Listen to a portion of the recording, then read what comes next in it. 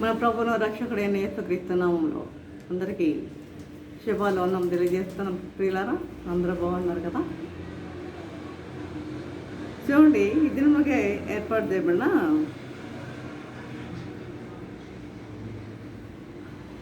అంశం అసలు ఏంటంటే, పునరుత్థానము నీకేమై ఉన్నది. పునరుత్థానము నీకేమై ఉన్నది.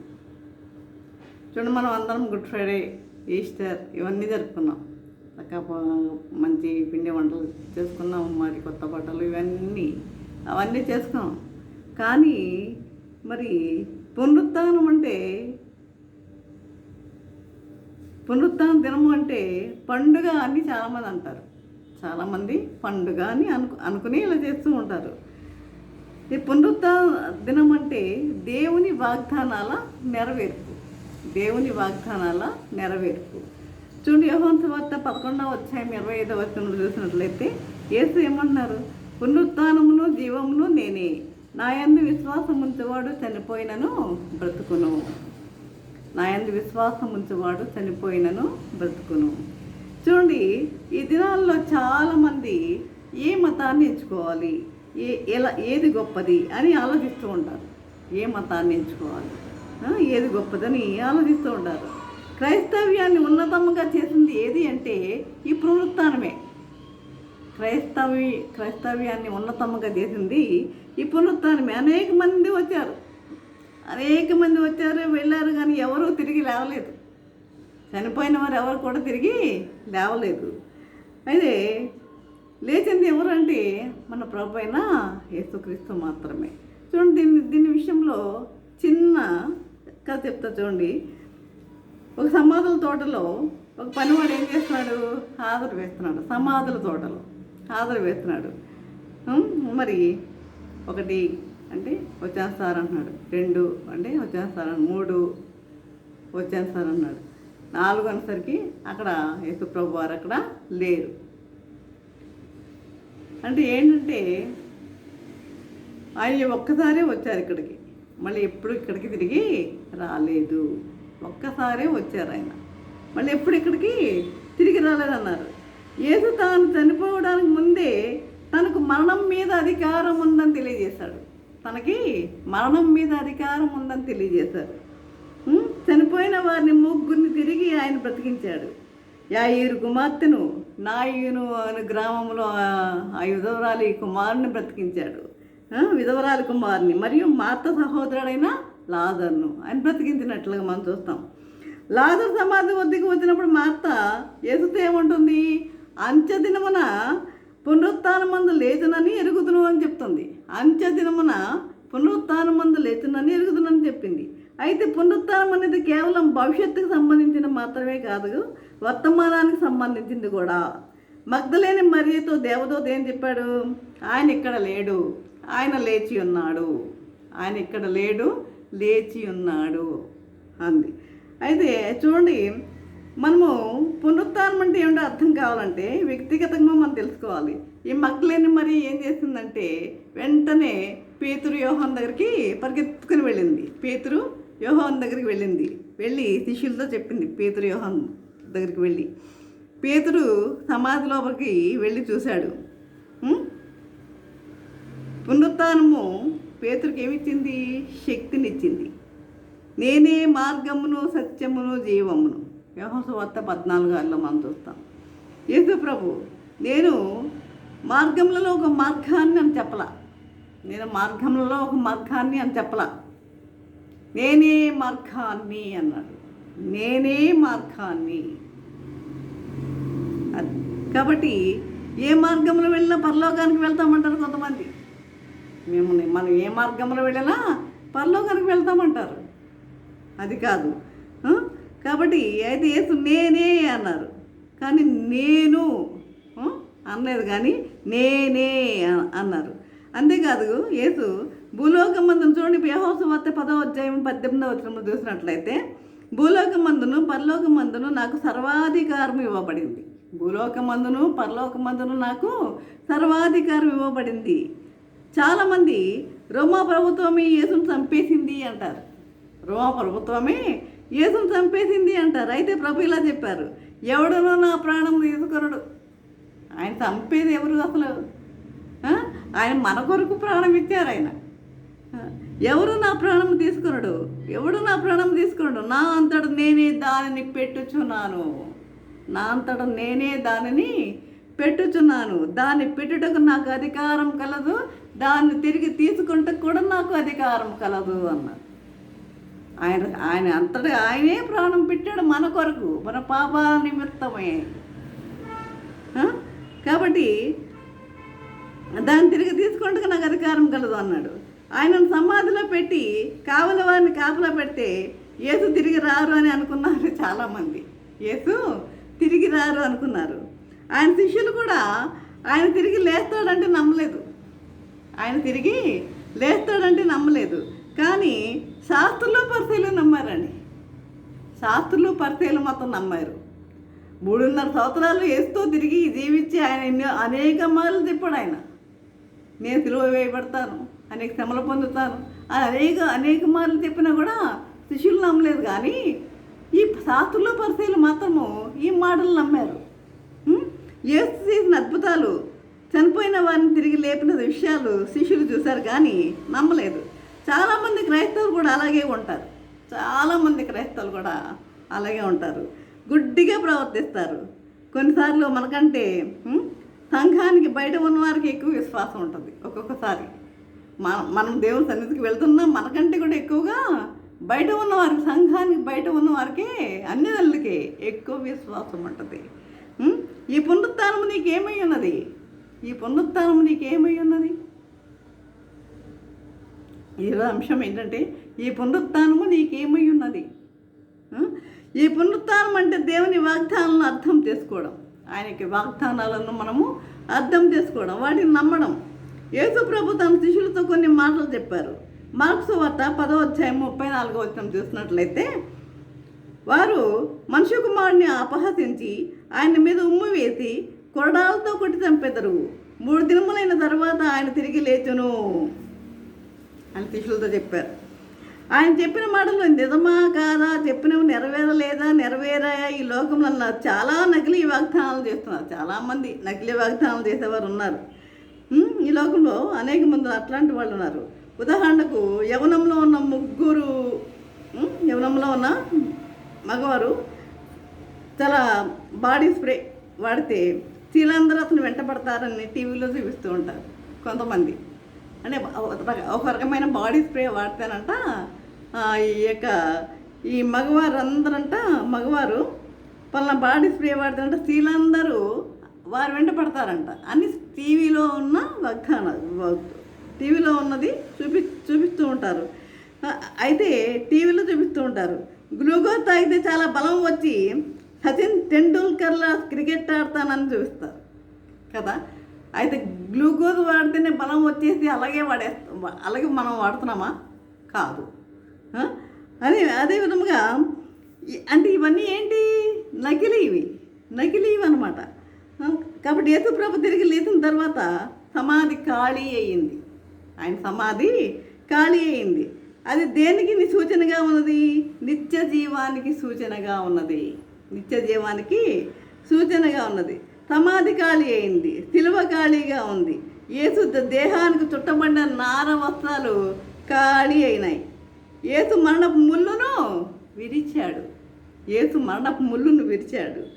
మరణ భయము నుండి విడిపించాడు. అందరినీ మరణ భయము నుండి విడిపించాడు.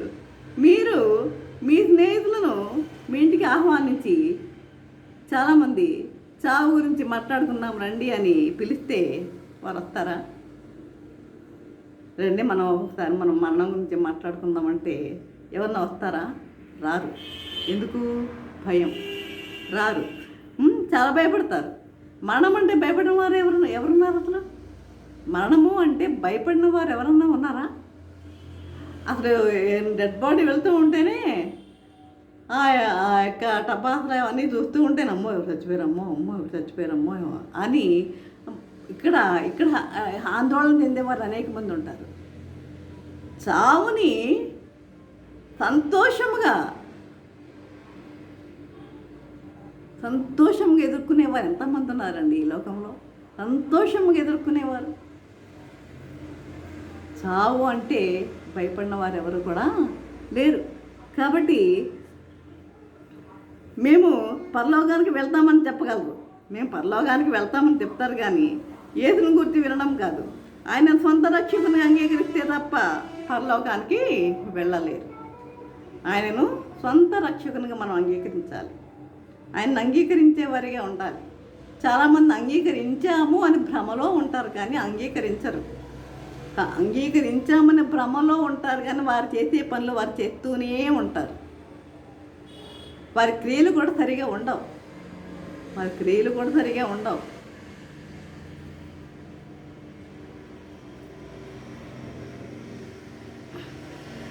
అయితే పునరుత్థానం ఏమి చూపిస్తుంది? మన పాపములు క్షమించబడ్డాయని చూపిస్తుంది. మన పాపములు క్షమించబడ్డాయని చూపిస్తుంది పునరుత్థానం అనేది. మన పాపములు క్షమించబడ్డాయని. చాలామంది యేసును అంగీకరించిన తర్వాత కూడా పాపాలను జ్ఞాపకం చేసుకుంటారు. చాలామంది యేసును అంగీకరించిన తర్వాత కూడా వారు చేసిన పాపాలను వారు జ్ఞాపకం చేసుకుంటూ ఉంటారు. మీరు ఎంతమంది చూడండి, ఒక బిల్లు కట్టేసాం, కట్టిన తర్వాత ఆ బిల్లుని ఎంతకాలం గుర్తుపెట్టుకుంటూ ఉంటారు మీరు? ఆ బిల్లును కట్టిన బిల్లుని ఎంతకాలం గుర్తుపెట్టుకుంటామా? లేదు, దాన్ని అవసరం పరేస్తామా? ఇప్పుడు కట్టేస్తాం కదా, అయిపోయింది. దాన్నే గుర్తుపెట్టుకుంటూ ఉంటామా? కాదు. కాబట్టి పలానా సంవత్సరంలో, పలానా నెలలో, పలానా తేదీన నేను ఈ బిల్లుని చెల్లించానని తలంచుకుంటూ ఆ బిల్లుని దాచుకుంటూ ఉంటామా ఎవరన్నా? అలా ఉండరు, మర్చిపోవాలంతే. అలాగే మనము కూడా ఏం చేయాలి? మన పాపములు క్షమించబడ్డాయని పునరుత్థానము చూపిస్తుంది ఇక్కడ. మనం చూడండి, కొలస్సీలు రాసిన పత్రిక 2వ అధ్యాయం 17వ వచనంలో, మన మీద రుణముగాను మనకు విరోధముగాను ఉండిన పత్రమును మేకులతో సిలువకు కొట్టి దాని మీద తీవ్రతను తుడిచివేసి మనకు అడ్డము లేకుండా దానిని ఎత్తివేసెను. మనకు అడ్డము లేకుండా దానిని ఏం చేశాడు? దేవుడు ఎత్తివేశాడు వేలారా. కాబట్టి ఈ పునరుత్థానం అనేది ఏం చూపిస్తుంది మనకి? మన పాపాలను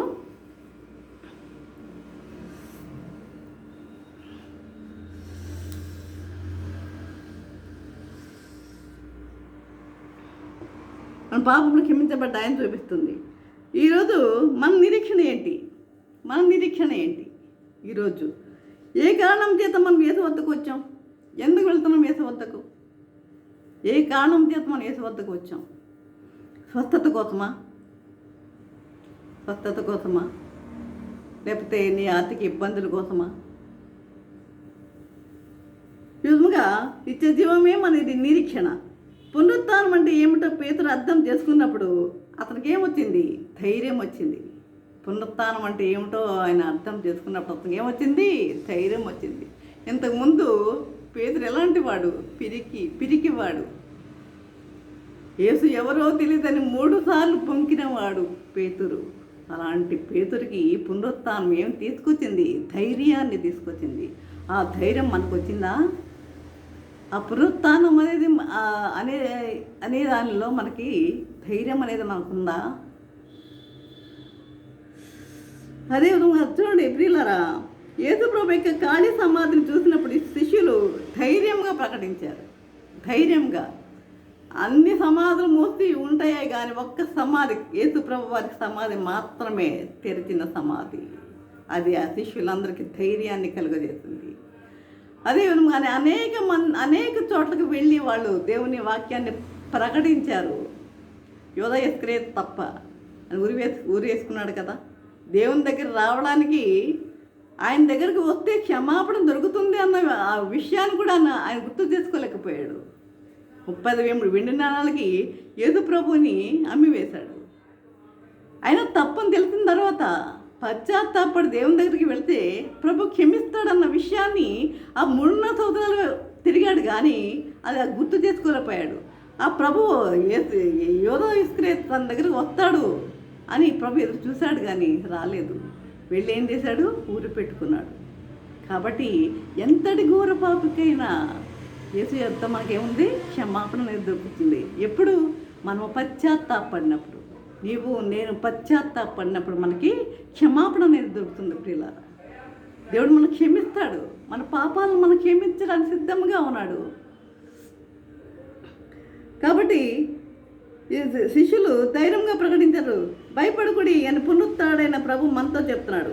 భయపడకుడి, భయపడకుడి. ఈ పరిశుద్ధ గ్రంథంలో ఈ భయపడకుడి అని వాక్యం, ఈ యొక్క వాక్యం భయపడకుడు అనే వాక్యం 366 సార్లు రాయబడి ఉంది. అంటే ప్రతిరోజు చెప్తున్నాడు మనతో, భయపడకండి, భయపడకండి, భయపడకండి. ప్రతిరోజు చెప్తున్నాడు. ఆయన కూడా మనం ఏం చేస్తాం? భయపడుతూనే ఉంటాం. భయపడవద్దు, భయపడవద్దు. ప్రభు మన తోడు ఉన్నాడు, మనకు తోడు ఉన్నాడు. కనుక ఈ పునరుత్థానాన్ని గురించి ఇతరులకు చెప్పడానికి మనం ఎలా ఉండాలి? సిద్ధముగా ఉండాలి. ఈ పునరుత్థానాన్ని గురించి ఇతరులకు చెప్పడానికి మనం ఎలా ఉండాలి? సిద్ధపడి ఉండాలి ప్రియులారా, సిద్ధపడి ఉండాలి. కనుక ఈ విధంగా ఉండాలని ప్రభువు తెలియజేస్తున్నాడు. మరి ఆయన పునరుత్థానము శిష్యులకంతా ధైర్యాన్ని కలుగజేస్తుంది. మరి తర్వాత ఆ శిష్యులందరూ తలా చోటకి వెళ్ళి అనేక మందికి సువార్తను ప్రకటించారు. హతసాక్షులైపోయారు, అందరూ హతసాక్షులైపోయారు. ఒక్క యోహాను తప్ప. తన సిలువ దగ్గర ఉన్నదెవరు? అందరూ పారిపోయారు. నీకోసం నా ప్రాణమైన ఇస్తానన్న పేదరు అక్కడ లేడు. ఆ యేసు ఎవరో తెలియదని బొంకాడు, అక్కడ లేడు. ఇంకా శిష్యులు మిగిలిన వారు కూడా వారు కూడా మేము కూడా నీకోసం ప్రాణమైన ఇస్తామన్నారు. వారందరూ పారిపోయారు. కానీ ఆయన అతిగా ప్రేమించిన ప్రియమైన శిష్యుడు యోహాను మాత్రము ఆ సిలువ యొద్ద నిలిచి ఉన్నాడు. వారు ఎవరు లేరేనా బాధ కూడా ఆయనలో ఉంది. శిలువ మీద ఉన్న ఆ ప్రభుకి ఆ బాధ కూడా ఉంది. నాతో తిరిగిన వారు నా శిష్యులు, వారి మీద ఎంతో ఆశ పెట్టుకున్నాను నేను. వారందరూ ఒక్కరు లేరే అనే ఆశగా ఆయనలో బాధ కూడా ఆయనలో ఉండి ఉండవచ్చు. కాబట్టి వీళ్ళు ఏం చేశారు? అందరూ తలా ప్రాంతానికి వెళ్ళి సువార్తను ప్రకటించారు. వారందరూ కూడా హతసాక్షులయ్యారు. ఒక్క యోహానుకి దేవుడు ఏం చేశాడు? తన తల్లి బాధ్యతను మర్చిపోలేదు. తన తల్లి శిలువ మీద ఉన్న, శిలువపై వేలాడుతున్న, భూమికి ఆకాశానికి మధ్యగా వేలాడుతున్న ప్రభు తల్లి యొక్క బాధ్యతను విస్మరించలేదండి. ఈరోజు కూడా అలాగే ఉండాలి. తల్లిదండ్రుల పట్ల ఆ ప్రేమ, విధేయత అనేది ఆ విధంగానే ఉండాలి. అలాగే మనము జీవించే వారముగా ఉండాలి. కొంతమంది కాస్త వారికి మంచి పొజిషన్ వచ్చేసరికి ఏం చేస్తారు? తల్లిదండ్రులను మర్చిపోతారు. వారంటే లెక్కలేని తనము. ఒకవేళ తల్లిదండ్రులు ఉద్యోగాలు లేకపోవచ్చు, వారి అంటే లెక్కలేని తనము, గౌరవించలేని స్థితి వారికి వస్తుంది. కానీ అది మాత్రం ఉండొద్దు. కనుక అలాంటి అహంకారం అనేది బిడ్డల్లో కలగొద్దు. తల్లిదండ్రులను ప్రేమించే వారిగా ఉండాలి. ఆ తల్లిదండ్రులు మనము ప్రేమించే వారిగా ఉండాలని దేవుని వాక్యం తెలియజేస్తుంది. 10 ఆజ్ఞల్లో 5వ ఆజ్ఞ కదా, తల్లిదండ్రులను ఈ లోకంలో దీర్ఘాయుష్మంతుడైనట్లు తల్లిని తండ్రిని సన్మానించుము అంటున్నాడు. ఈ లోకంలో దీర్ఘాయుష్మంతుడు అవ్వాలంటే ఈ తల్లిని తండ్రిని ఏం చేయాలి? సన్మానించాలి. నువ్వు ఇంతవరకు వచ్చావు అంటే ఎవరు కృషి? తల్లిదండ్రుల ప్రోద్బలం ఏం లేదా? తల్లిదండ్రుల ప్రోత్సాహం ఏం లేదా? కాబట్టి మన తల్లిదండ్రులను కూడా మనము ఏం చేయాలి? ప్రేమించేవారిగా ఉండాలి. అదేవిధంగా మనము ఏదో వ్యక్తిగతంగా ఆయనను తెలుసుకోవాలి. పునరుత్థానమైన తర్వాత యేసు అనేక మందికి కనిపించారు. తాను సజీవుడని రుజువులు చూపించారు. కాబట్టి ఇక్కడ అపోస్తల కార్యంలో 1వ అధ్యాయం 3వ వచనంలో కూడా చూస్తున్నట్లయితే, మరి ఈ పునరుత్థానము నీకేమై ఉన్నది? ప్రభువు నీతో మాట్లాడుతున్నాడు. ఏ పునరుత్థానము నీకేమై ఉన్నది? నీలో మార్పు కలిగిందా? నీలో ధైర్యం వచ్చిందా? ఆ విధంగా ఉండాలని ప్రభు కోరుకుంటున్నాడు. ఈ పునరుత్థానము నీకేమై ఉన్నది? ఈ విధంగా ఉండాలని దేవుని వాక్యము తెలియజేస్తుంది పిల్లారా. కాబట్టి ఈ విధంగా ప్రతి ఒక్కరూ దేవుని బిడ్డలుగా జీవించేవారిగా ఉండండి. తల్లిదండ్రులకు విధేయులుగా జీవించేవారిగా ఉండండి.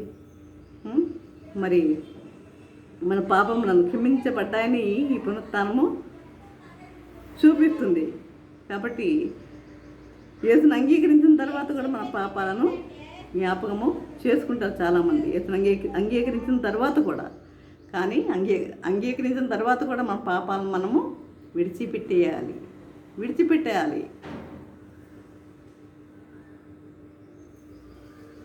ఆ విధంగా మనము పరిశుద్ధంగా, పవిత్రంగా దేవుని సన్నిధికి వెళ్ళేవారిగా ఉండాలి.